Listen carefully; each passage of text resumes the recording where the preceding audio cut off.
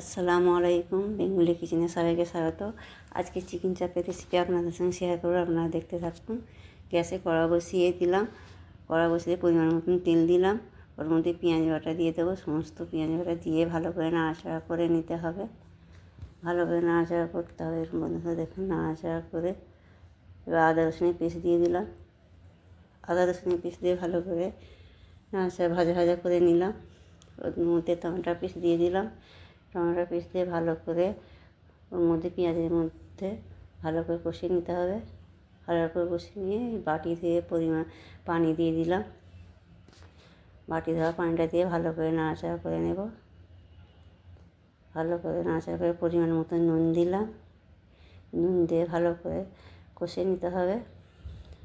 এর মধ্যে লঙ্কা গুঁড়ো, হলুদ গুঁড়ো, ধনে জিরে গুঁড়ো সমস্ত মশলা দিয়ে ভালো করে কষে নেব।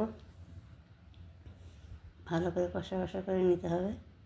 কষানো হয়ে গেছে, এর মধ্যে কাজু, পোস্ত, চারমগজ বাটা, সমস্ত বাটাগুলো ওর মধ্যে দিয়ে ভালো করে কষিয়ে নিতে হবে। ভালো করে নাড়াচাড়া করে কষতে হবে। বন্ধুরা এবার দেখুন রেড চিলি পাউডার দিলাম, টক দই দিলাম, দিয়ে ভালো করে নাড়াচাড়া করতে হবে। বন্ধুরা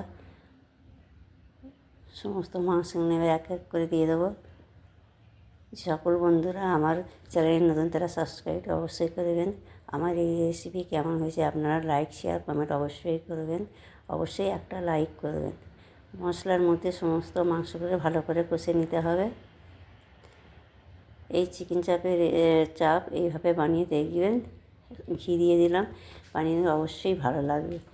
ম্যারিনেট করেও চিকেন চাপ করি আমি। আজকে ভাবলাম যে এইভাবে রান্না আপনাদের সঙ্গে একটু শেয়ার করি, কীরকম লাগে। আপনারা অবশ্যই এইভাবে কষে ট্রাই করে দেখবেন, খুব ভালো লাগবে। গ্রেভিটা কত সুন্দর হয়েছে দেখুন। আলু বক্সা দিয়ে দিলাম, দিয়ে ভালো করে নাড়াচাড়া করে নিলাম। দেখুন বন্ধুরা গ্রেভিটা ফুটছে, কত সুন্দর লাগছে দেখছেন। খোয়া ক্ষীর দিয়ে দিলাম। খোয়া ক্ষীর দিয়ে এবার আমার রান্না কমপ্লিট হয়ে গেলে আপনাদের সাথে পরিবেশন করে দেখাচ্ছি। আপনারা দেখুন, দেখুন বন্ধুরা কত সুন্দর কালার এসছে। একবার অবশ্যই এইভাবে আপনারা ট্রাই করবেন, অবশ্যই ভালো লাগবে। কমেন্টে জানাবেন কেমন হয়েছে। ভালো হলেই অবশ্যই একটা লাইক দেবেন। আপনাদের কাছে একটাই রিকোয়েস্ট আমার, আপনারা ভালো থাকবেন, সুস্থ থাকবেন। আল্লাহ হাফেজ।